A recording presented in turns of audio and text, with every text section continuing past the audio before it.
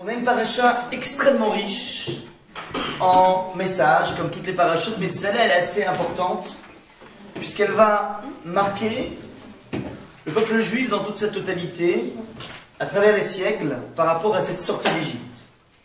La sortie, tout le monde la connaît, au plein milieu de la nuit, une fois que l'Égypte a été frappée de façon terrible, Pharaon décide de lâcher du lest, de renvoyer les enfants d'Israël, et on va s'exécuter.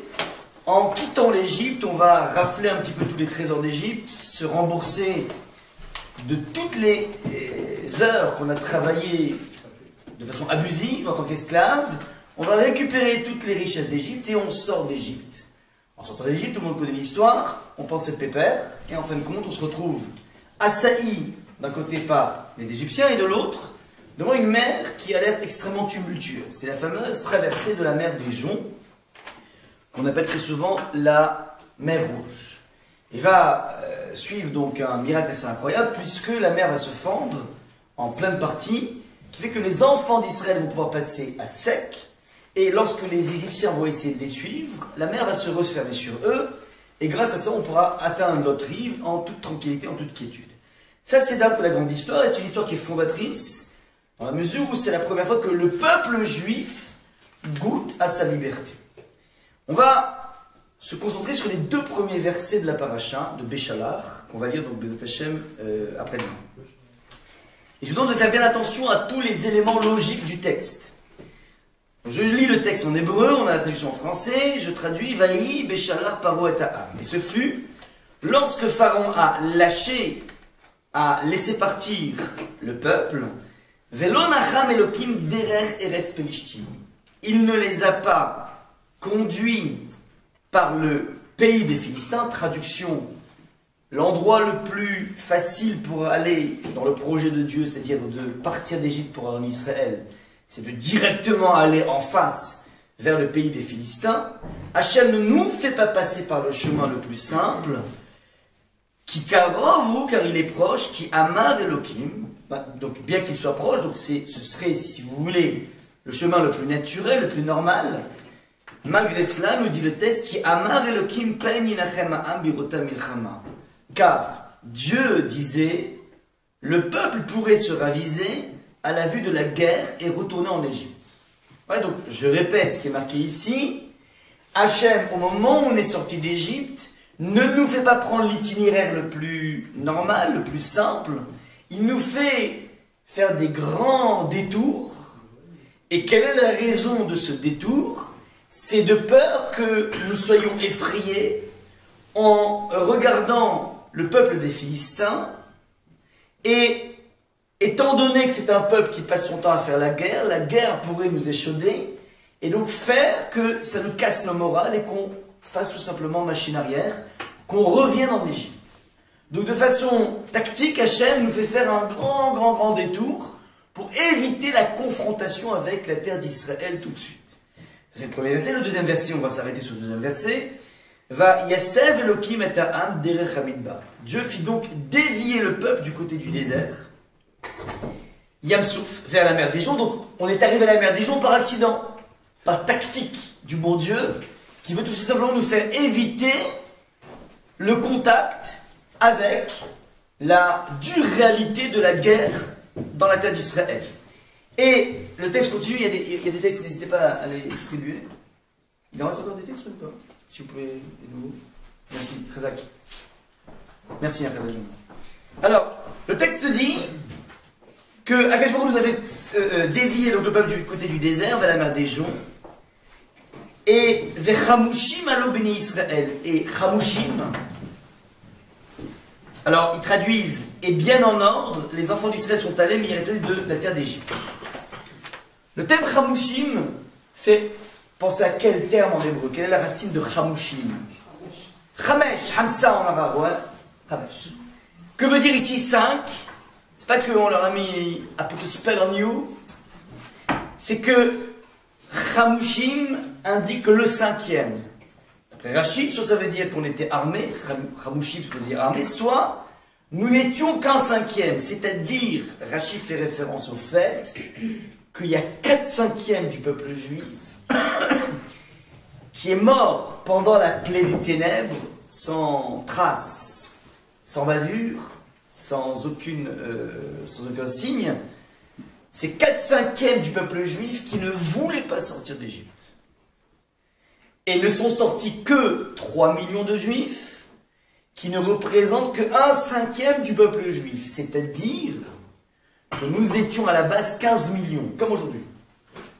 Il y avait en Égypte 15 millions d'Hébreux, et sans que personne se rende compte, il ne reste plus que 3 millions en l'espace de 3 jours. Et ce sont ces 3 millions qui vont sortir d'Égypte. Voilà les données de base. Donc je reprends les données de base. Pharaon lâche du lest, il nous supplie de s'en aller, il réalise à quel point nous constituons pour lui une embûche, un cancer.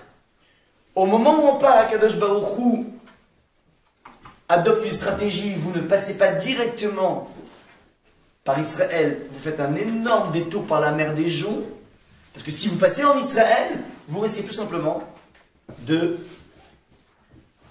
en face de la terre d'Israël qui est en pleine guerre, des Philistins, et ça risque de vous casser le moral et de vous amener à tout simplement retourner en arrière en Égypte. Et le texte précise que nous n'étions que 1/5. À vous de jouer pour les questions qui méritent d'être posées dans ce texte. À vous de jouer.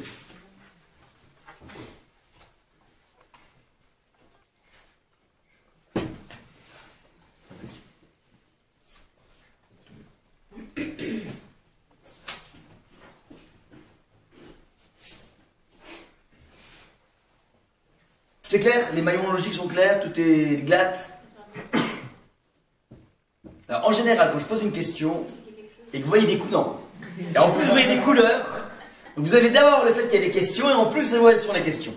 Voilà, les couleurs ne sont, je vous rappelle, ne sont pas les gribouillis de ma petite fille de 4 ans. Ouais, j'ai fait exprès de mettre tous ces gribouillis. Up to you. Allez.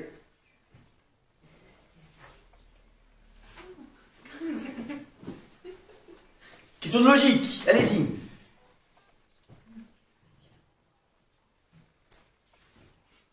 Juste Ramouchim, ça veut dire quoi déjà? 1/5. Khamesh, 1/5. Sur 15 millions, il n'y en a que 3 millions qui sortent. 12 millions sont restés dans la plaie des ténèbres. Je vous écoute. Voilà. On dit qu'il ne les fait pas passer par le pays des Philistins, pourtant il a fait plein de miracles pour les délivrer. Pourquoi il ne continue pas sur la lancée des miracles? Extra. Il y a un obstacle, génial, qui s'appelle la guerre. On peut imaginer que les bénis Israël n'ont pas forcément envie de se frictionner avec une guerre, j'entends. Mais de toutes les façons, Akadosh Baruch Hu, il a dans plusieurs cordes à son arc. Il peut tout simplement déclencher un miracle pour raser le terrain. Alors, on n'est pas à un miracle près, ça fait déjà 1 an que ça batte sur la terre d'Égypte des plaies en veux-tu en voilà. Donc, c'est pas grave de faire un nouveau miracle. Donc, quelle est la nécessité de contourner? Très bonne question. Ensuite. Très bien. Yudit.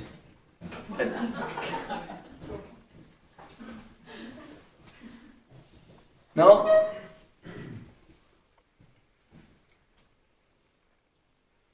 Il y a écrit la question. Pourquoi Dieu disait. Ah, sans tricher. Oui, non, mais je sais bien, mais. Mais je peux pas, c'est plus fort que moi. Alors c'est pas grave, je vous aide un petit peu, regardez. Akadosh Baruch Hu, comment dire, met une technique en place pour éviter la confrontation. Elle demande, mais de toute façon, la confrontation, on peut la gérer par des miracles. Première question. Deuxième question, peut-être qu'Hachem ne voulait pas de miracle.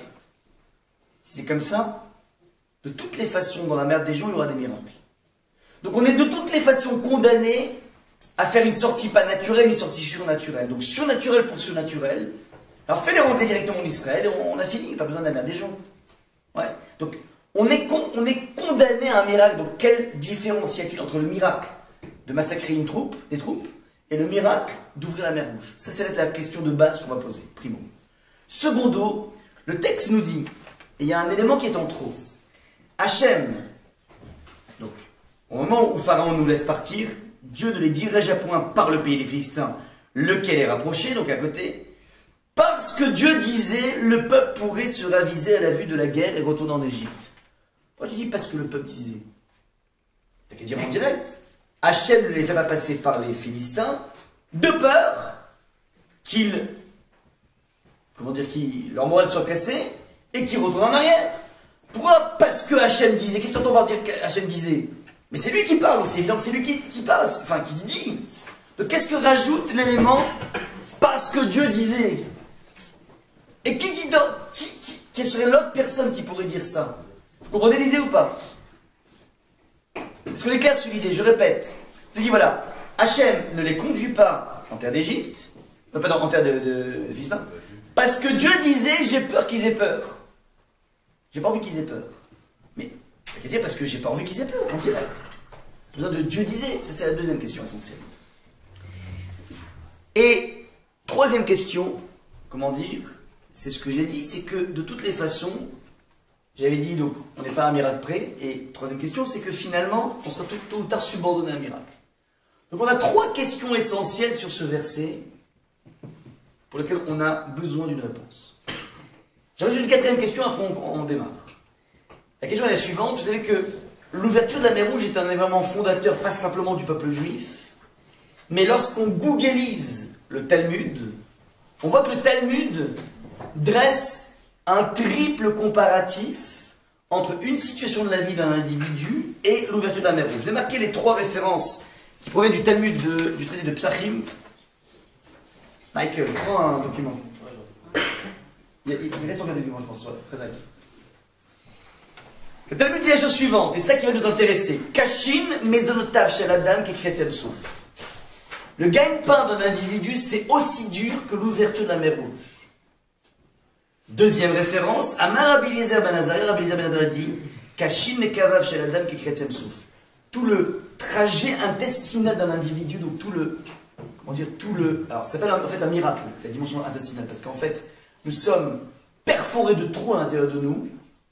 Et ce qui est bizarre, c'est qu'en fait, on a de l'air à l'intérieur, on est entièrement troué, entièrement poreux, et pourtant, il n'y a rien qui. Enfin, on n'explose pas comme un ballon de baudruche. Ouais, remplissez une gourde d'air, vous mettez un petit pic et tout explose. Et nous, il y a quelque chose d'assez bizarroïde.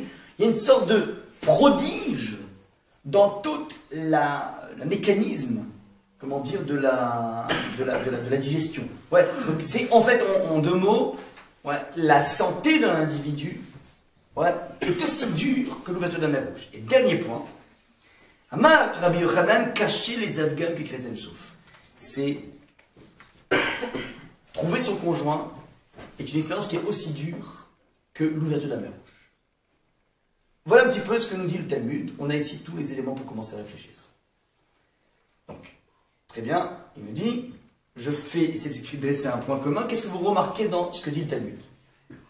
Donc, je vous rappelle, on a un élément fondateur qui s'appelle l'ouverture de la mer Rouge, qui a été presque suscité par Hachem, puisque Hachem aurait pu créer un conflit en Israël directement. Il a voulu un autre type de confrontation.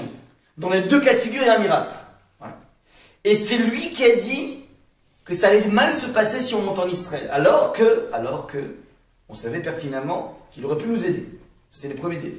Maintenant, on se retrouve donc devant cette ouverture de la mer Rouge, et cette ouverture de la mer Rouge qui a nécessité l'intervention d'un bonhomme qui s'appelle Narshon ben Aminadav, qui s'est jeté dans l'eau, eh ben, cette attitude fait dire au Talmud qu'en fin de compte, l'expérience individuelle d'un individu par rapport à sa santé, par rapport à son business, son gagne-pain, et par rapport à trouver son âme sœur, est comparable à l'ouverture de la mer Rouge. À vous de jouer.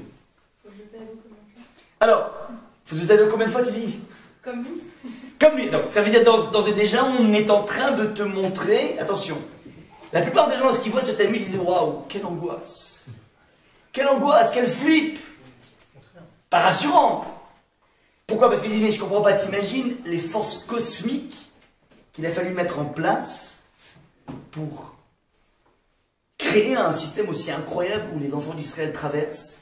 Et quand tu traverses, pas simplement tu traverses et la mer s'en va, mais en plus, par terre, même si elle s'en va à la mer, ça devrait être quoi comme type de sable? La gadoue, tu t'enlises, les poussettes, tac, les roues, non, le sable était sec. Pas que. Il y avait des colonnes d'eau, qui étaient à ta droite et à ta gauche, qui étaient un système, alors je ne sais pas comment ça fonctionne, un système de 3D, 4D, j'en sais rien, qui fait... Pardon? Ah, de poissons, ça c'est vrai, pour pouvoir pêcher, c'est vrai, mais pas que distributeur. Il y avait des murs qui étaient transparents qui te permettaient, toi, de te dire, attends 2 secondes, moi je viens de la tribu de Réhouven, j'ai mon cousin qui vient de Shimon. Moi, bah, au Hachem, la mer s'est ouverte pour moi, mais qu'est-ce qu'il en est, mon copain Shimon, mon cousin Shimon? Donc tu avais un système de, comment dire, de visioconférence de ce qui se passait dans chacune des tribus.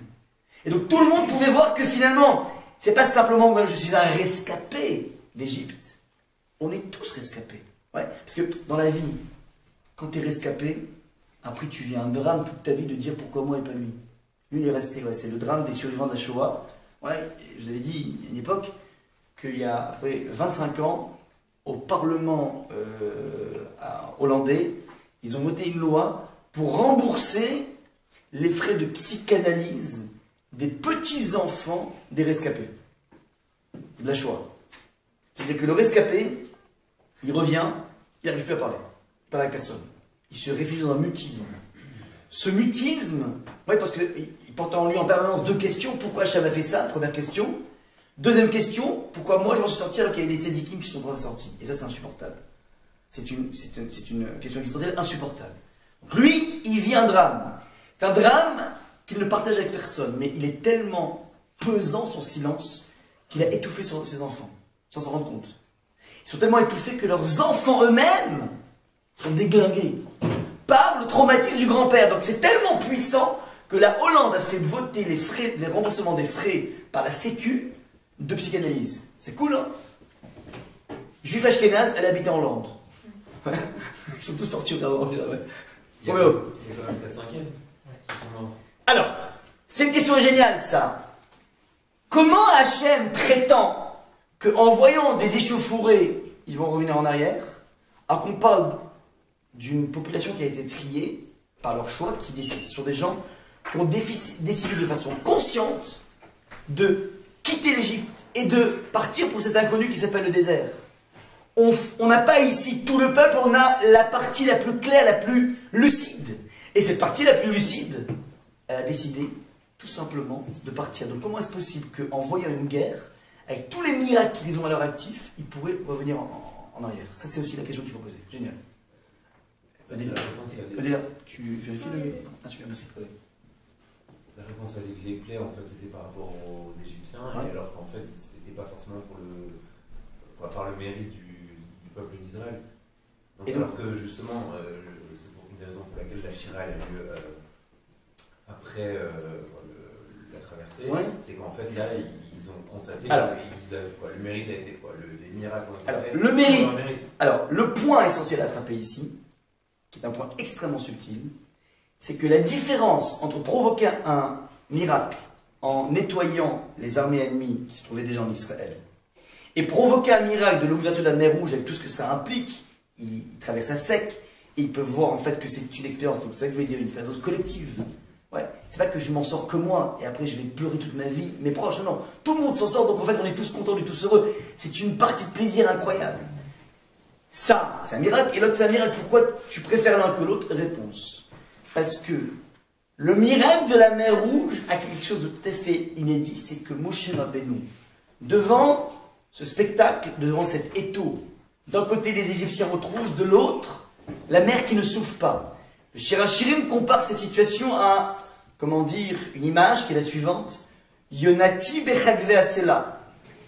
Ma colombe se trouve bechagve asela dans les interstices du rocher. Dit le Midrash, de quoi parle-t-on? On parle ici d'une colombe qui a voulu fuir un prédateur, un aigle, et qui s'est venu se camoufler, se blottir dans l'interstice d'un rocher. Il manque de peau, dans le rocher il y a un serpent. Et voilà donc cette colombe qui ne sait pas où aller. Si elle sort du rocher, elle se fait capturer par le prédateur, et si elle reste dedans, elle se fait piquer par le serpent. Il nous renseigne et nous dit Yonati bechagve asela, ma colombe se trouve dans les interstices du rocher. Comment dire? C'était la madriga. Ashmi'ani et colère. Fais-moi entendre ta voix, dit Hachem. Je veux entendre ta voix. Que veut dire je veux entendre ta voix? Ça veut dire Moshe Rabbeinu se met à prier Hachem pour que la mer s'ouvre. Et Hachem lui répond Matitzak Elai. Pourquoi tu cries? Pourquoi tu pries? Daber el Bene Israël ve'Issaou. Parle aux enfants d'Israël et qu'ils rentre dans la mer. C'est-à-dire que Moshe a voulu utiliser les vieilles techniques qui consistent à lorsque j'ai un problème dans la vie, je prends la prière qui va me permettre d'enlever l'obstacle. J'ai un obstacle, j'enlève l'obstacle par la prière. L'aspect miraculeux de la prière. Hachem lui répond, c'est pas le moment d'utiliser les vieilles techniques de la prière. Est arrivé le moment qui s'appelle tu ne fais pas partir l'obstacle, tu te confrontes à l'obstacle. Se jeter dans l'eau, c'est la faculté d'embrasser une vie dans laquelle je sais que j'aurai des oppositions et c'est pas grave, je suis capable d'avancer, de continuer à avancer. C'est un autre mode de fonctionnement que Hachem attendait. On a initié grâce à Narshon une toute nouvelle attitude qui s'appelle jusqu'à présent, nous étions des spectateurs des plaies, spectateurs de la présence divine, spectateurs ébahis. On va devenir proactifs dans notre relation avec Kadosh Baruch Hu. Nous décidons pas d'enlever un obstacle, mais de se confronter à l'obstacle. Et ce n'est qu'après ça qu'Akadosh Baruch Hu déclenche le miracle. Ça, c'est ce qui a été l'élément fondateur maintenant. Pourquoi Akadosh Baruch Hu a besoin de dire je ne me fais pas passer par le miracle, par la terre des Philistins, de peur qu'ils en viennent à regretter. Et le texte ne disait pas de peur qu'ils en viennent à regretter, parce que Hachem a dit de peur qu'ils en viennent à regretter. On a posé la question, mais pourquoi Hachem a dit de peur qu'ils en viennent à regretter? Réponse.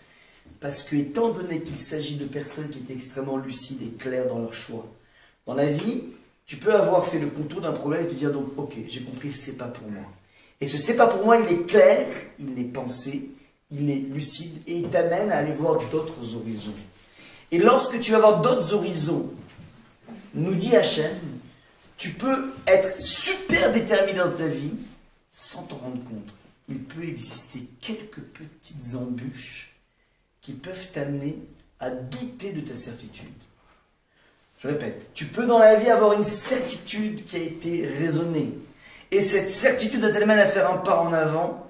Et lorsque tu fais ce pas en avant, devant une once de difficulté, nous dévoile Hachem qu'une once de difficulté est suffisamment forte pour venir remettre en question ta certitude. C'est un paradoxe, c'est incroyable parce qu'on parle de gens qui sont certains. Et donc le texte dit qui amar Elohim. Il n'y a que Dieu qui connaît ce danger. Un autre homme pourrait dire, mais il n'y a aucun souci, je suis déterminé, je vais y aller, je vais tout fracasser. Rencontre la première difficulté, elle va d'un coup te faire jaillir tes démons du passé et va d'un coup te rendre ton aspect déterminé extrêmement fébrile. Ça, c'est ce qui se trame ici. Hachem nous enseigne un point essentiel, la seule façon de pouvoir asseoir une détermination, c'est de rentrer dans un système proactif. Ça, c'est le premier message essentiel que l'on draine de ces deux premiers versets de la paracha de Béchélar. À partir de là, je vous amène ici et vous voyez aussi, c'est très important, la Gemara va nous faire passer, le Talmud va nous faire passer de l'expérience collective du peuple juif à une expérience personnelle.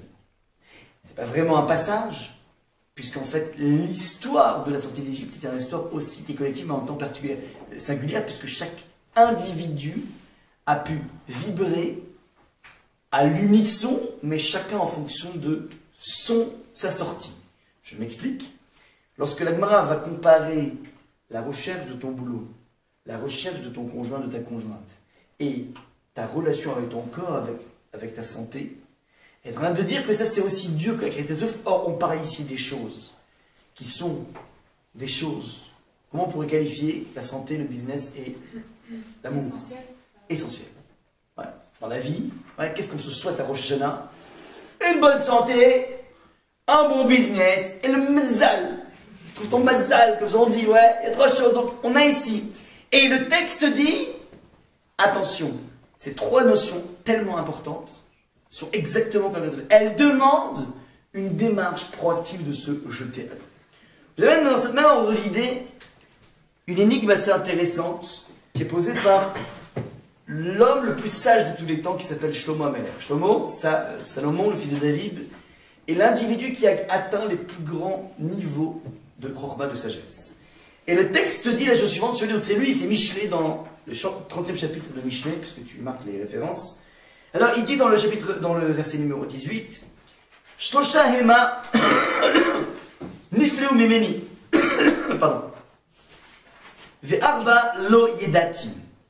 Il y a, nous dit Shlomo, 3 choses qui sont niflaou mimeni, qui sont prodigieuses, qui sont complètement éloignées, inaccessibles de moi. D'ailleurs, lorsqu'on fait la bracha le matin, enfin, quand on sort des toilettes, on dit Baruch ata Hashem, rofe kol basar ou mafli la asot. Tu guéris toute chair, ou mafli la asot, et tu es prodigieux dans ta façon de faire. Alors, on évoque ici toute la machine complexe des nekavim, chalim, de tous ces trous qu'on a à l'intérieur de nous, et qui ont été mis en branle pendant qu'on est allé aux toilettes, et de voir que finalement, on remercie Hachem, il suffirait qu'il y ait une petite obstruction pour ne pas pouvoir tenir une semaine. Moi je me rappelle, j'ai une connaissance très proche qui a fait un voyage en Thaïlande, et là-bas il a eu,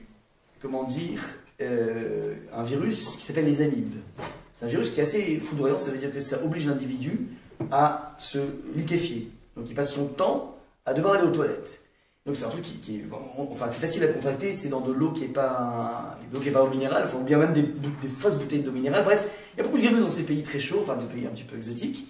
Et donc il a tellement souffert donc, de ce trouble, mais qui est très petit, c'est juste en fait un système d'obstruction.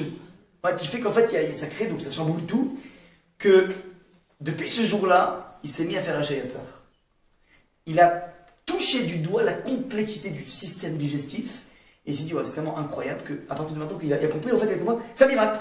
Aller aux toilettes, être pépère, c'est un miracle. Ouais. Donc c'est juste pour vous dire que le moufla, c'est prodigieux, c'est un truc, c'est impossible. Ouais, c'est le Mozart de la vie. Alors ça, il dit, lui, il y a 3 choses qui sont complètement inaccessibles. Et d'autres, et 4 que je ne connais point. C'est-à-dire que je ne connais pas, ça veut dire c'est accessible, mais j'arrive pas à comprendre. Shlomo, il colle. Il arrive d'être collé. Il colle sur 4 énigmes. Ouais, qui sont pas du domaine du prodige, ouais, qui sont pas du domaine de l'inaccessible, ouais, mais il n'arrive pas à comprendre. Et lui, il connaissait tout, il connaît le langage des fourmis, il connaît tout. L'homme le plus intelligent de tous les temps. Il dit, il y a 4 choses, moi je colle. C'est quoi les 4 choses? Voyons tout de suite. Derech hanesher bashamaim. La trace que fait un aigle lorsqu'il vole. Une trace, un petit peu comme les moteurs à réaction. Bah, il dit, comment dire, j'arrive pas. J'arrive pas à suivre la trace d'un aigle. J'arrive pas non plus à suivre la trace du serpent à l'essour sur un rocher.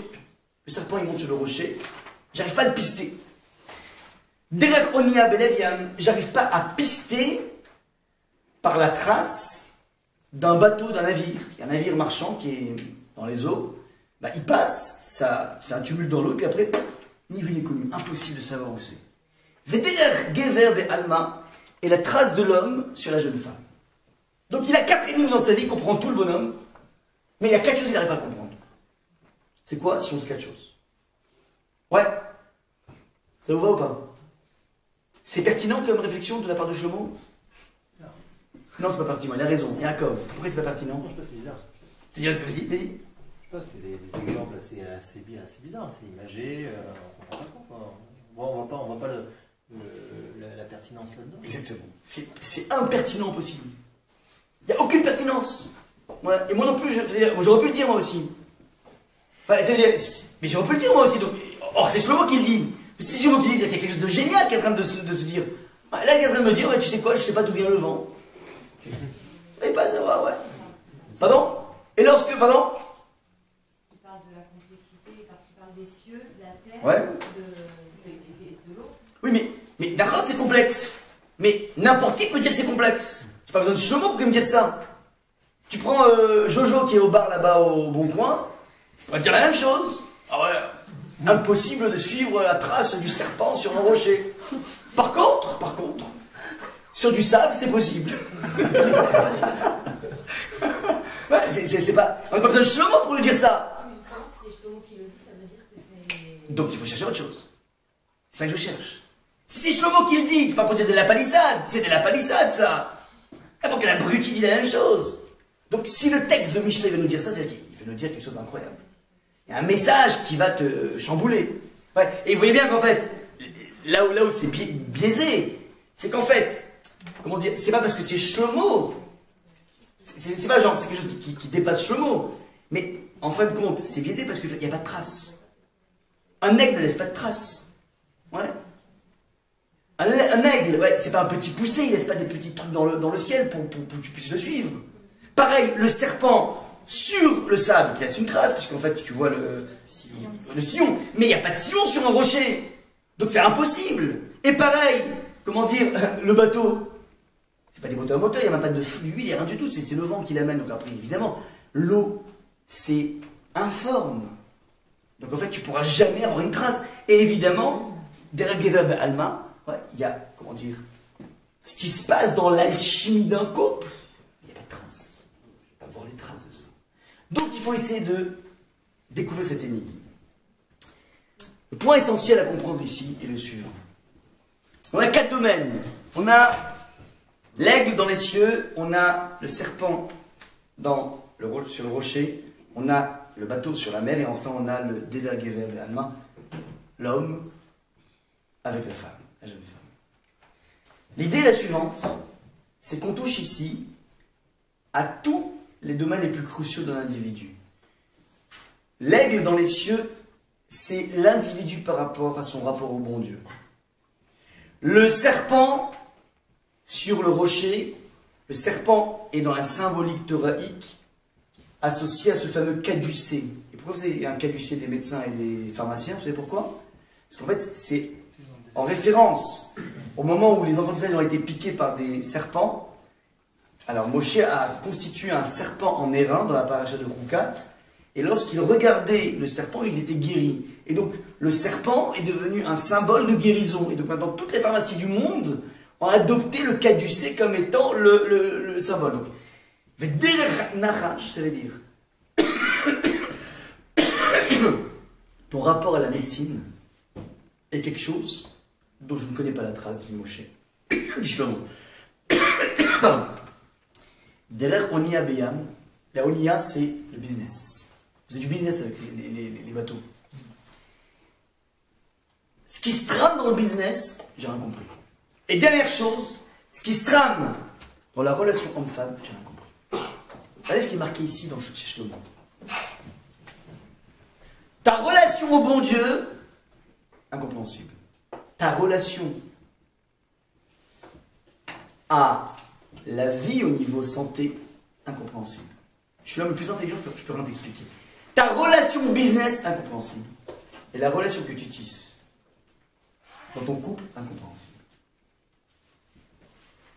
C'est décapant ce qui est marqué ici, ça veut dire les domaines dans lesquels nous cherchons tous et toutes, toutes et tous, excusez-moi la version, une situation pérenne, durable et pépère et tranquille. Tout le monde aimerait avoir ce qu'on appelle un matelas de sécurité financier de quelques millions d'euros. Pas beaucoup, quoi. Un petit sandwich, une olive, une maison à Sainte-Maxime, pas grand-chose, quelques millions, pour être ce qu'on appelle dans la vie à l'abri. Pour être à l'abri. Un petit pactole de 10, 15 millions d'euros. Ah oui, tranquille, tranquille. Tout le monde aimerait avoir une santé d'acier qui me permet d'avoir une pérennité, d'avoir peur de personne, et au pire des cas, de connaître les plus grands pontes mondiaux que si j'ai un n'importe quoi, je suis tranquille. Tout le monde aimerait avoir décroché la perle au masculin ou au féminin, peu importe. La fille top, le garçon top qui fait que... ça y est, je suis casé mais de folie. De folie. J'ai pris là, vraiment, ça veut dire tac. J'ai décroché la timbale. Tout le monde cherche la pérennité. Ouais. Et tout le monde aussi aimerait avoir une certaine forme de constance dans son rapport au bon Dieu, que les choses ne soient pas en soubresaut. On aimerait dans la vie avoir une spiritualité dans laquelle, c'est bon, j'ai fait ce que j'avais à faire. J'ai mis les défilés ce matin, j'ai mis mes nérotes pour Shabbat, J'ai mangé cachère. Ah, écoute, maintenant, tu m'as tranquille, la chère, c'est bon. J'ai payé ma taxe. On a tous, caresse tous un petit peu l'envie de vivre une relation fiscale avec Hachem. Je suis honnête, je paye mes impôts, et rubis sur ongle, mitzvot sur la table, mais tu laisses tranquille. On caresse tous un monde pépère, tranquille, constant. Mariage, dans, comment dire, la santé, dans le business et dans ton rapport à Dieu. Vient nous dire Shlomo Ameler. C'est une chose incompréhensible, la paix dans les ménages. C'est une chose incompréhensible, l'accès à la parnassa. C'est incompréhensible d'être en bonne santé. Et c'est incompréhensible de discerner avec Hachem.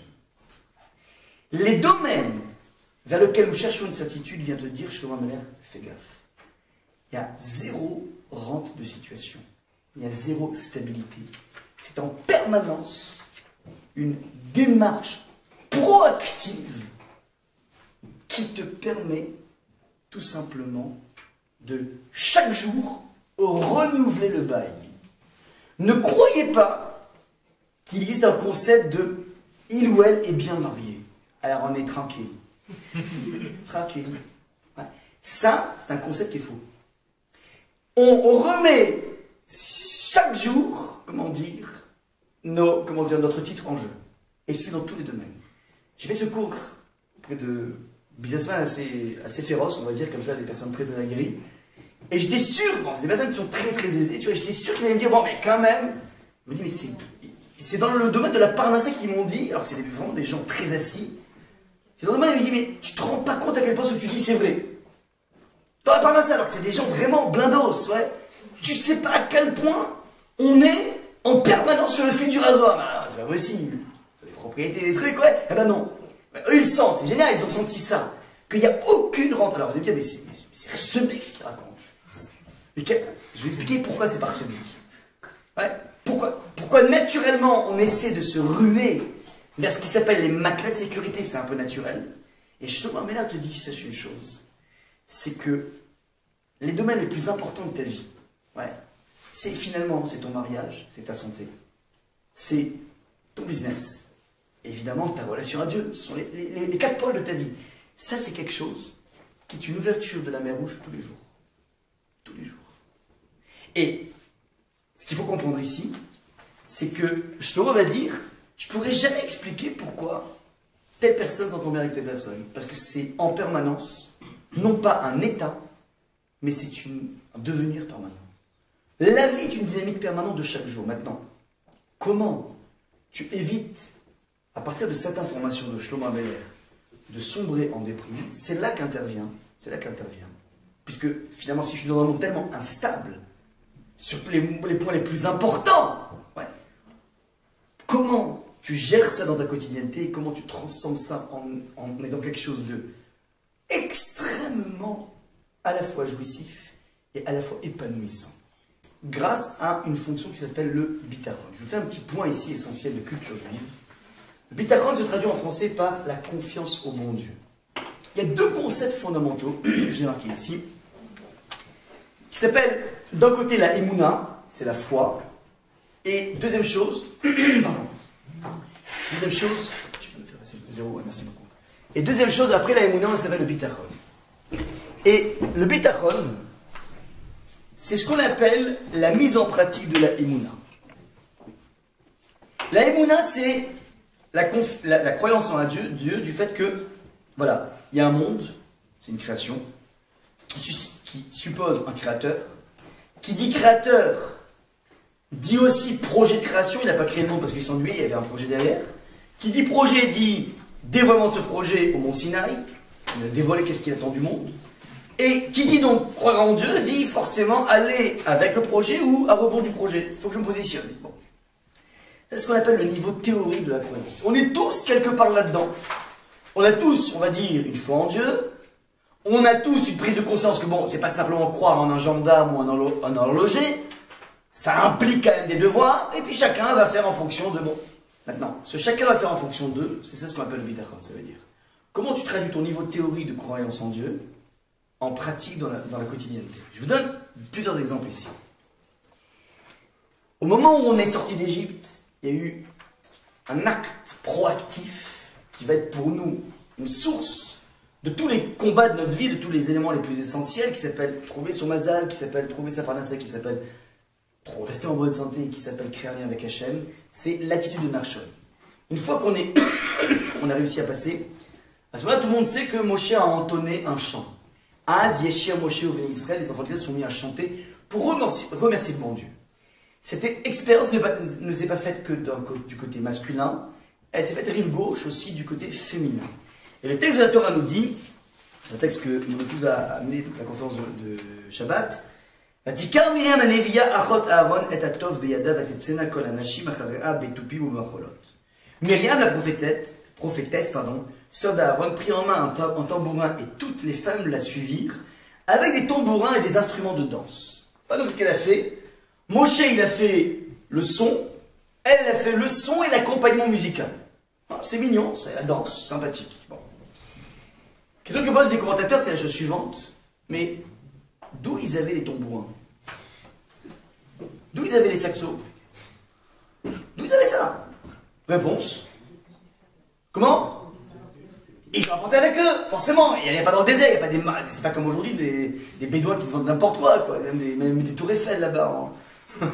Ouais, donc il n'y avait pas encore de commerce là-bas. Donc ils ont... Maintenant, la question qui est posée est la suivante. Ok, ils sont partis en combien de temps les bénis Israël? Une nuit, plus en 5 minutes. C'est au moment où Pharaon donne l'ordre, pac, on dégage. Donc tu as à peu près 10 minutes pour faire tes bagages. Quand tu as 10 minutes pour faire tes bagages, qu'est-ce que tu prends de façon essentielle? Comment? L'essentiel. C'est quoi l'essentiel? Du pain, exactement. Des matzot, ouais, en l'occurrence, ils ont pris des matzot, ouais, ensuite. De l'or. De l'or, éventuellement du fric, exactement, ouais, t'as raison, bien sûr. Et 2-3 habits, des chauds, des froids, comment dire, ouais, tu fais les sols, enfin, tu penses que t'as besoin, quoi, ouais. Mais qui va avoir l'idée de prendre des tambourins? C'est n'importe quoi. Au maximum ton iPhone, mais pas pour faire un tambourin, parce que t'as besoin de communiquer, maximum. Qu'est-ce qu'elles ont pensé, comment elles ont pensé dans cette précipitation à prendre des tambourins? Réponse de Rachid. Betuchot Ayou Tzakaniot Shebador Shakadosh Baruchu Osela Amnissim Veotziu Tupim Mitzraim. Ces femmes étaient pieuses, étaient convaincues qu'Hachem leur ferait un miracle. C'est pourquoi elles prirent avec elles des tambourins en sortant d'Égypte. Ça veut dire dans le creux de l'Égypte, dans le creux du camp de concentration, elles sont tellement persuadées, déterminées que cette histoire ne s'arrêtera pas là. Et c'est une des raisons pour lesquelles elles ont elles-mêmes enclenché dans les camps de concentration égyptiens un baby-boom. Le plus grand baby-boom de l'histoire. Elles sont tellement persuadées qu'Hachem va les sauver qu'elles fonctionnent déjà en mode post-sauvetage. Ça veut dire, pas simplement, je prépare déjà mes bagages, mais je prépare déjà les instruments de musique pour remercier le bon Dieu d'être sortis. Ils sont dans une sorte de back to the future. Un truc incroyable. Avant, je peux le berg. Back to the future. Incroyable. Elles sont déjà en position, mais attends, mais à ton avis, avec quel accord on va remercier le bon Dieu? Mais tu es en train de galérer là maintenant, ton mari est en train de s'écrainter au travail, tu es déjà en train de me parler des détails du remerciement, justement, mais déjà viens qu'on sort. Non, non, elles sont déjà en mode post-délivrance. C'est un petit peu comme si une personne qui a envie de se marier, au lieu de réfléchir à la forme de sa robe, elle va dire encore de réfléchir, mais bon, ok, une fois que j'aurai ma robe et que je l'aurai achetée, que j'aurai payé 5 ou 6 000 euros, à qui je la file ensuite? Je la file à tel Gmar ou je la donne? Elle est en train de réfléchir à la revente de la robe, alors qu'elle n'a pas encore rencontré son khatan. Ouais, c'est ça en fait. Betuchot, elles avaient une confiance en Hachem. C'est une traduction de mon niveau de Emouna. Je l'amène aussi une référence assez intéressante. Elles ont entonné une shira. Shira, ça veut dire un cantique, mais c'est un terme féminin, parce qu'il y a deux façons de dire le cantique, soit shir, soit shira. Shir, c'est au masculin, shira, c'est au féminin. Et le Midrash demande pourquoi on appelle ça une shira, regardez comment c'est magnifique. Tous les cantiques qui ont été dits dans le monde l'ont été au féminin. Car, pourquoi au féminin? Car de même que la femme est enceinte, puis accouche, et est à nouveau enceinte et accouche, etc., de même les souffrances apparaissent, mais dans le futur, quand il n'y aura plus de souffrance, on récitera un shir. Shir au masculin, ça veut dire une constance. Le monde que nous vivons est un monde de shira, un monde féminin, c'est-à-dire un monde dans lequel tu alternes avec des moments d'euphorie et des moments de déprime. Et des moments d'euphorie, des moments de déprime, des moments de difficulté, c'est ça que je veux dire, pas de déprime, mais de difficulté. Eh bien, dans ce contexte de sinusoïdes, elles sont capables d'attraper la balle au bon et de remercier le bon Dieu. C'est ça, en fait, le type de relation que nous tissons avec la vie. La vie n'est jamais une constante, et je sais d'ores et déjà qu'il y aura des fluctuations. Et bien, malgré ce savoir, je ne vais pas me ruer vers ce matelas de sécurité, je vais essayer de vivre chaque instant dans une communication avec le bon Dieu. Comment on crée cette communication? C'est ce que j'appelle le bitachon. Il y a deux écoles de pensée. Comment on travaille le bitachon? Comment on travaille cette confiance en Hachem? Les deux écoles sont des écoles du début du XXe siècle qui relaient un petit peu des grandes thèses qui étaient bien avant eux. L'un s'appelle le Novardok, le sabbat de Novardok, et le deuxième s'appelle le Chazon Ish. Le Chazon Ish est un petit peu l'essentiel de ce qui est enseigné aujourd'hui. Le Novardok est un petit peu difficile à attraper, vous allez voir tout de suite. Le Novardok dit la chose suivante, je donne l'axiome. La croyance ultime du fond du cœur qu'Hachem va me sauver induit elle-même le sauvetage. Ça veut dire, si un individu épouse l'idée du fond de ses tripes, que Akadosh Baruch Hu va le sortir de la panade, s'il y croit de façon puissante, cette croyance, cette façon de s'appuyer sur Hachem de façon colossale, sécrète l'intervention d'Hachem. Alors, je donne deux illustrations. Encore une fois, c'est une théorie qui est très dure à mettre en place, mais c'est une chose qui a existé. Elle a existé de cette façon. Le sabbat de Novardok habitait en Russie, fin du 19e, début du 20e, et il a formé les élèves, et au bout d'un moment, il leur a dit à ses élèves, maintenant, les amis, vous êtes suffisamment formés, il y a un besoin de spiritualité dans les villes de Russie, chacun va aller dans un village différent, et vous allez créer là-bas des institutions de Torah. Vous allez répandre la Torah pour les Juifs qui sont dans les villages. Toi, tu vas à Vladivostok, toi, tu vas à Odessa, toi, tu te débrouilles. Donc, il est pour il est le maintenant, vous vous cassez, c'est le moment d'aller. En tant que leader du mouvement, qu'est-ce que vous auriez donné à chacun de ces élèves? À part une bracha. Mettez-vous dans la peau de ce grand rave qui dit, moi maintenant, voilà, votre mission, si vous l'acceptez, sera d'aller à Odessa, d'aller à Vladivostok, d'aller à Pétaouchnok, je ne sais pas, ouais. Et tu vas là-bas construire une communauté juive, tu vas construire une yeshiva, tu vas créer quelque chose. Qu'est-ce que vous donnez à ces élèves? Des conseils. Des conseils pour réaliser quelque chose. Ensuite, L'argent. pépette, de l'argent. L'argent, des carnets d'adresse. Je connais à Vladivostok un super avocat. Je connais un très très bon maçon. Il s'appelle Manouane. Là-bas aussi à Vladivostok, ouais. Donc bref. Tu lui donnes tout ce qu'il faut. Et réponse, attitude du sabbat de Novardok, il a dit, vous partez, puis c'est tout. Pas d'argent, pas de provision, pas de tzedal derrière, rien. Mais comme je suis convaincu qu'il existe une nécessité de construire une Torah dans telle ville, donc Hachem pourvoira. Et les personnes se levaient le matin, elles débarquaient, au train, pas d'argent pour payer un billet de train, et Minasharim, d'un coup ils vont un billet par terre. Ou bien, un autre bonhomme le voit, il le rencontre, tous s'orchestrent en fonction du projet. Il y a un projet qui est sacré, un projet qui est pur, et à partir de là, je sais pertinemment Hachem que tu ne vas pas me laisser dans la palette parce que je ne suis pas en train de faire quelque chose pour aller faire du billard ou pour aller faire un bowling. Je suis en train de faire ça parce que je suis en train d'essayer de répandre ta parole un peu partout dans le monde. Cette attitude est une attitude extrêmement dure à mettre en place. Pourquoi? Parce qu'il faut être vraiment convaincu. Il faut être vraiment épouser l'idée. Et l'histoire raconte qu'il y avait un élève qui avait écouté donc, le rave de Novardok et qui avait compris en fait que bon, si tu es vraiment déterminé dans quelque chose, Hachem t'aide. Donc le mec, qu'est-ce qu'il a fait? Il a vendu son affaire.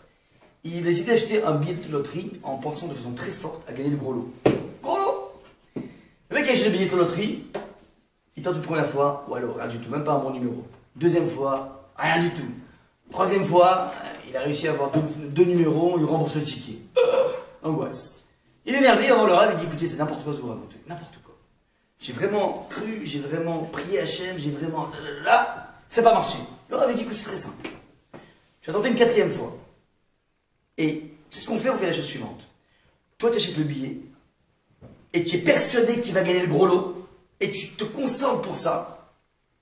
Et moi, ce que je fais, c'est que je t'achète le billet à moitié prix du gros lot. C'est-à-dire que le gros lot est à 2 millions d'euros, moi je t'achète le ticket à 1 million d'euros. Tu marches ou pas? Le mec il réfléchit, il dit ouais, bien sûr, je marche. À ce moment-là, le Rav lui dit, tu marches? Ça veut dire que quoi? Ça veut dire que t'es pas sûr que tu as le gros lot, parce que si t'es sûr que tu as le gros lot, alors tu vas pas troquer 2 millions d'euros pour 1 million d'euros, c'est pas possible. Donc c'est révélateur que tu croyais pas vraiment. Donc il l'a piégé comme ça en lui montrant que c'est pas simplement il va avoir une vérité, c'est être complètement en plein. C'est extrêmement dur comme technique, donc je vous l'ai donné juste au niveau culture générale, mais attention, elle peut s'appliquer dans des petits cas. Je donne un exemple, comment dire, je l'ai donné cet exemple, j'ai décidé d'aller écouter un cours de Torah. Voilà. Maintenant, c'est pas mal de ma part, je fais des efforts par rapport à toi, Hachem. Ouais. Je suis en train d'essayer de m'élever comme cet aigle vers les cieux. Maintenant, j'ai pris sur moi de bloquer la soirée. C'est pas mal. Je vais en bagnole, c'est pas mal. Maintenant, ce que je peux pas maîtriser, ça je peux maîtriser ma volonté, ça je peux décider de maîtriser ma volonté. Mais un truc que je maîtrise pas à Hachem, c'est le parc immobilier parisien. Dans le 17e, rue Galvani. Ouais. Donc maintenant, Hachem, tu te débrouilles. Ouais. Toi, tu peux maîtriser ça. Tu peux t'arranger qu'au moment où j'arrive, il y a d'un coup un bonhomme qui a une idée géniale d'aller sortir son épouse au cinéma. Donc au moment où j'arrive, tu te débrouilles. Et on peut provoquer Hachem comme ça. On dit voilà. Moi, dire à la secrétaire de me bloquer les soirées, je peux le faire. Être sérieux dans le cours, je peux le faire. Ouais, ça, c'est moi. Ouais. Mais je peux pas, moi, gérer, c'est insupportable. On peut pas garer à Paris. Donc maintenant, ça, toi, tu peux le gérer, donc c'est toi gérer. C'est pas mes cordes. Tu te débrouilles, Hachem, mais c'est toi qui dois gérer ça. Tu peux mettre ça en place. Et dans l'économie extrêmement complexe des places de parking, Akadosh Baruch peut mettre ça en place. C'est pas compliqué. Et c'est à ce moment-là, dans ce type de petites occasions, je tisse un lien avec le bon Dieu. Ouais, donc on peut importer un échantillon de Novardok qui s'appelle « Je fais quelque chose de bien ». Ouais, je suis en train de m'élever, je suis en train de mettre du bon Dieu dans ma vie. Je te demande d'agir en fonction.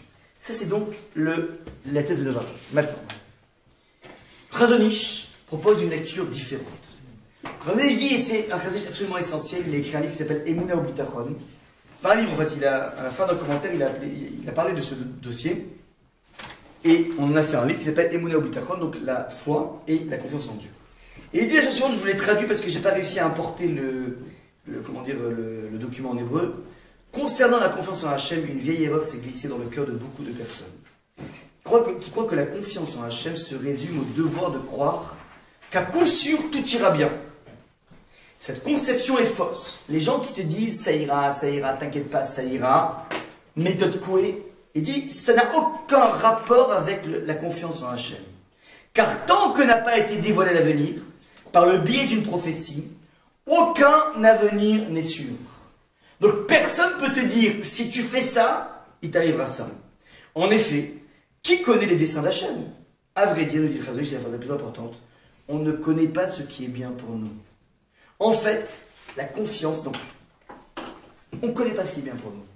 Tu ne sais pas quelle est la meilleure thérapie par rapport à ta maladie, tu ne sais pas quel est le meilleur khatan, quel est le meilleur kala, tu ne sais pas quel est le meilleur business. Tu as un diplôme qui te permet d'avoir le tronc commun.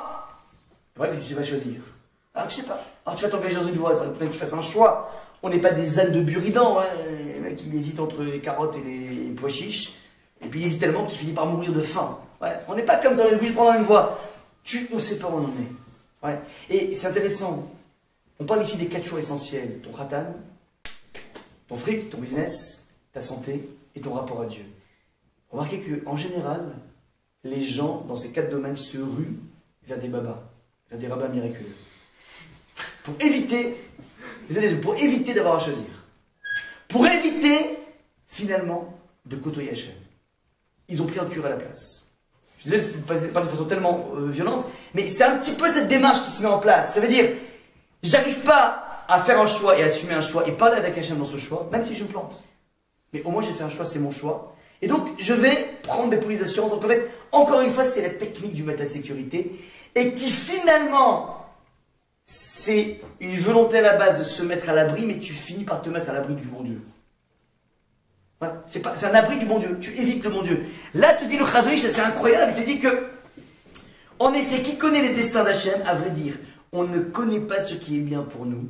En fait, la confiance, c'est savoir que rien de ce qui t'arrive n'est le fruit du hasard et que tout ce qui vient est initié par Hachem. Ça, c'est la définition du bitachon, c'est-à-dire, quels que soient les événements que je traverse, les claques que je reçois, je fais des choix dans la vie. Évidemment, j'ai absolument aucune envie de recevoir des claques et je fais un choix. Et évidemment, j'ai envie que mon business fleurisse. Et évidemment, j'ai envie de tomber le plus rapidement possible sur mon épouse et sur mon kratan. Évidemment, autant que la vie soit facile, c'est évident. Et donc, je mets en place une démarche proactive comme Narshon. Et au bout du compte, je ne pourrai jamais, comment dire, avoir le risque zéro. Mieux que ça. La vie nous dit, Shlomo Melech, du risque permanent. Un combat permanent. Mais un combat permanent dans lequel tu peux à chaque instant inviter Hachem. Et que lui, pas de curé au milieu, rien du tout. Lui et toi, un point, c'est tout. Et dans lequel tu dis, voilà Hachem, je ne sais pas quelle est la meilleure filière pour moi. En fonction des paramètres rationnels que je connais, je décide d'emprunter cette voie, je te demande de m'aider là-dedans.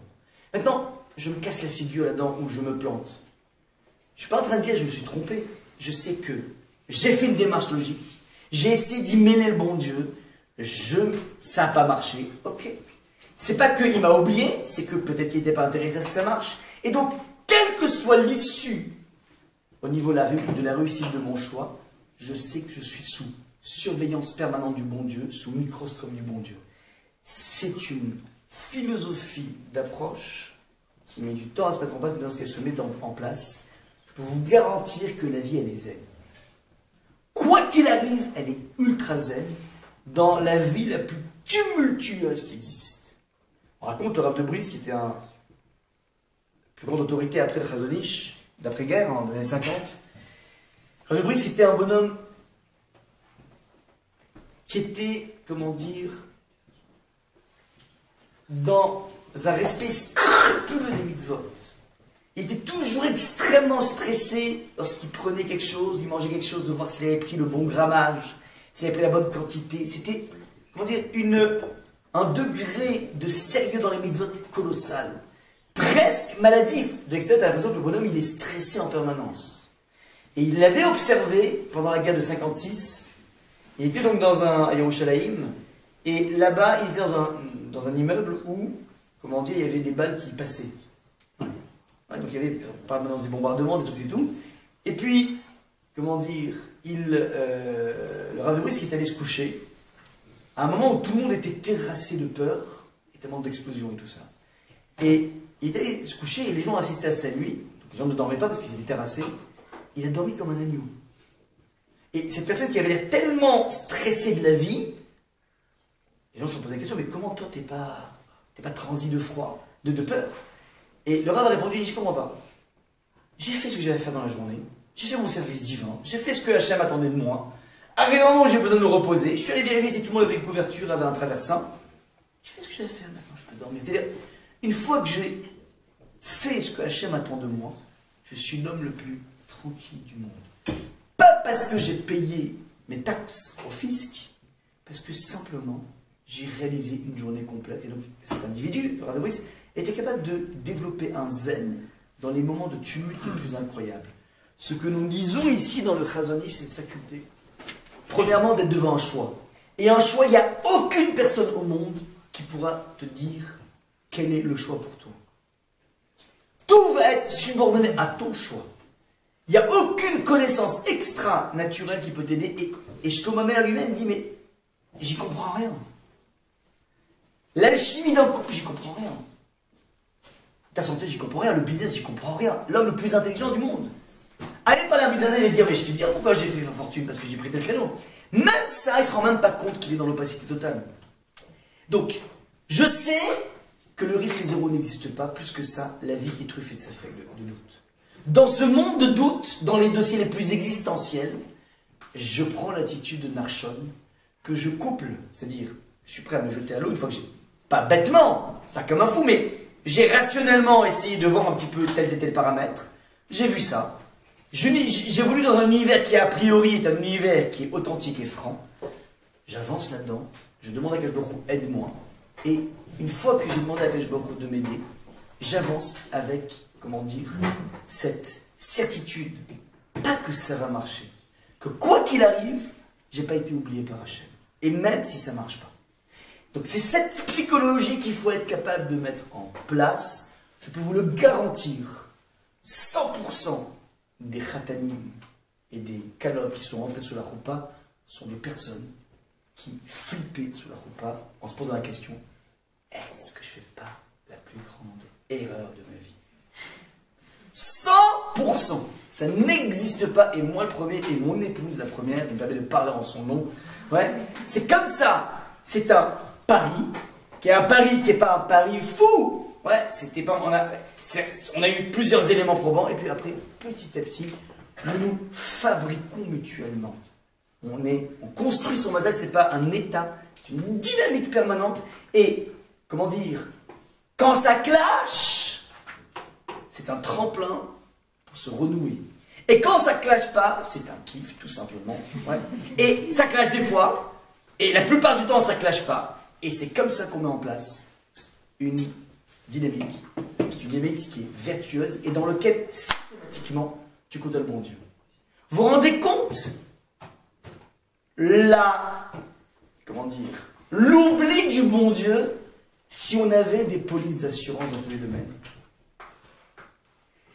Si j'avais une certitude qu'il ne peut rien m'arriver au niveau financier, au niveau de mon couple, au niveau de ma santé, et que le bon Dieu, il va continuer à distiller tout ce qu'il me donne jusqu'à présent, parce que régulièrement, je lui file un gros chèque, aux institutions à droite et à gauche. Les gens rêvent d'un monde comme ça, mais c'est un monde dans lequel tu as évacué totalement le bon Dieu, et comme tu as évacué le bon Dieu, c'est un monde qui est insipide. C'est un monde qui ronronne.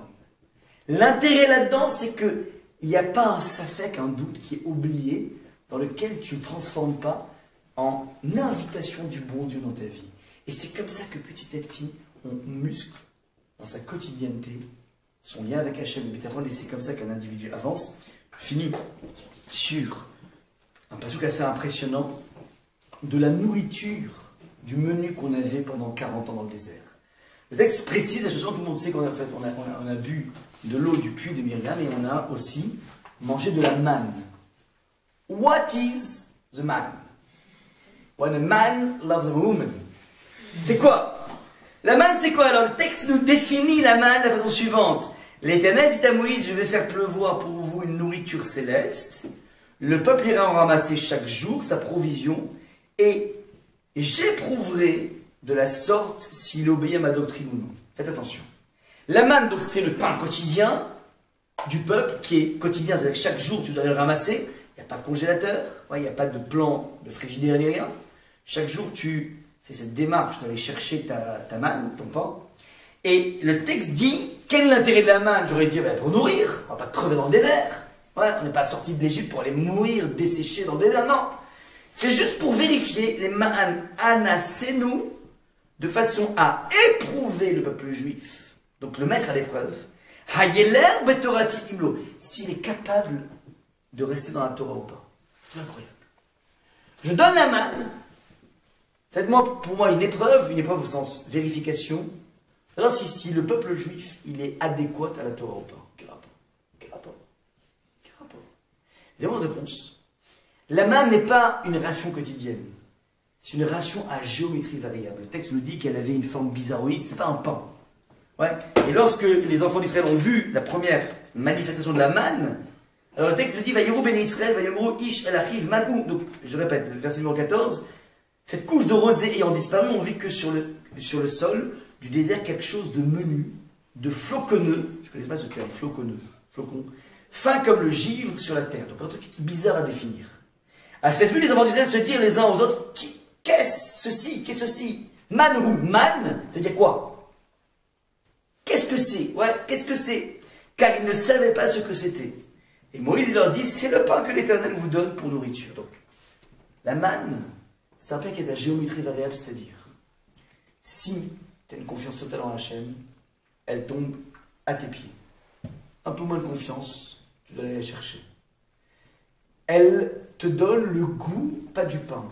si tu veux de la baguette, mais elle peut te donner aussi le goût des profiteroles au chocolat. Mais ça te demande une concentration permanente. C'est pas un état, c'est un devenir. C'est un pas du devenir. Ça veut dire que plus tu te concentres, plus c'est prodigieux. Moins tu te concentres, moins tu obtiens quelque chose. Par exemple, plus tu es concentré, on dit que la manne, eh ben, il n'y avait pas de mécanisme, c'est-à-dire qu'il n'y avait pas de déchets. Les gens n'allaient pas aux toilettes après la manne. Ouais. Dans le corps, qu'est-ce qui se passe? Ce qui est bon est stocké, ce qui n'est pas bon est évacué aux toilettes. Eh ben, la manne, tout est du parfait. Il n'y a aucun détritus de la manne. Ouais. Ça, c'est que pour les personnes qui croyaient à fond. Celui qui croyait un peu moins à fond, boum, il allait dans les tatis, comment on appelle ça, les tatis, je sais pas quoi, ouais, il allait aux toilettes. Ça veut dire que c'est un pain qui va jauger ta spontanéité de relation avec le bon Dieu. C'est un pain de la concentration. Et c'est tellement un pain de la concentration que c'est devenu pour beaucoup de bénis Israël concentrationnaire. La parachat Roukat, ils vont commencer à se plaindre dans le désert. On n'en peut plus. Katsa, on l'a vu tout à l'heure dans Kaitz, dans Ketz. Notre âme, elle est écœurée par ce pain à kelokel, ce pain mekulkal, ça veut dire qui est abîmé. C'est un pain abîmé, c'est un pain qui n'est pas un pain. On aime bien les bonnes baguettes de chez nous. Et là, tu nous as filé à Hachem un pain qui est insupportable, c'est une sorte d'ovni ce pain. C'est un pain qui te demande une concentration permanente. On n'en peut plus, on aimerait tellement retourner en Égypte et manger tranquillement les cailles, manger tranquillement les avatia, les pastèques, bref. Ils ont, comment dire, la nostalgie de l'État. Et Hachem veut les éprouver pour voir si vous êtes capable de créer une dynamique de vie. Une dynamique dans laquelle, alors c'est compliqué, mais tu t'exerces à tisser un lien permanent avec Hachem. Et c'est un monde qui est à la fois zen, dans les sphécoles, dans les doutes les plus existentiels, et un monde qui est délicieux. Je vous le dis, il faut rentrer dans cette démarche, c'est absolument incroyable. Et regardez, petite touche de mon épouse qui m'a dit, mais regarde comment c'est incroyable. La manne, ouais, qu'on traduit par pain, ouais, comme on dit, ils ont trouvé une manne financière. Mais c'est extrêmement mal traduit parce qu'en fait, la manne à la base, que veut dire manne? C'est marqué, qu'est-ce que c'est? C'est un doute. La manne, par définition, c'est un doute, point d'interrogation. C'est-à-dire que c'est quelque chose qui est instable. Je sais pas c'est quoi. Ouais. Alors, les gens appellent ça une manne pour parler de constante, ils ont une manne. Mais non, manne, c'est mal traduit. Manne, c'est en fait un doute dynamique qui est finalement la constance de notre vie, dans laquelle tu intègres Hachem en permanence. C'est en fait qu'il faut bien attraper. On se jette à l'eau et on intègre en permanence Hachem dans tous les recoins de notre existence. Et c'est comme ça, petit à petit, qu'on arrive à grandir, palier après palier, et, comment dire, et profiter au maximum de la vie, dans tous ces aspects. Ouais, on a vu la Shira, c'est cette Shira, c'est-à-dire qu'il y a des moments durs, des moments pas durs, beaucoup moins durs, beaucoup plus euphoriques, mais chaque moment mérite une proximité avec le bon Dieu, et c'est comme ça en fait qu'un individu, comment dire, tisse sa sérénité. Moi j'ai eu la chance de connaître des grands hommes, ce qu'on appelle les plus grands rabbins du monde, et c'est ce qui est frappant chez eux, c'est leur sérénité. Ils sont zen, c'est incroyable. Et pourtant c'est pas des gens qui sont bien dans leur peau. J'étais allé voir plusieurs fois, c'est un bonhomme qui a des problèmes énormes au niveau gastrique. Ouais, il a des douleurs colossales, personne ne le sait, mais le bonhomme il a un sourire. Wow, tu sens le bonhomme qui est assis, qui est tranquille. Ouais, et des personnes qui ont vécu beaucoup de drames dans leur vie. Ben ça, en fait, c'est lorsque tu es capable systématiquement de greffer, on va dire, de façon presque comme des pulsions. Ouais, Hachem. Ouais, et pas de façon religieuse, dynamique. C'est ça qu'on essaie d'attraper ici. Je vous souhaite un grand Shabbat Shalom. Ceux qui veulent, on peut faire un.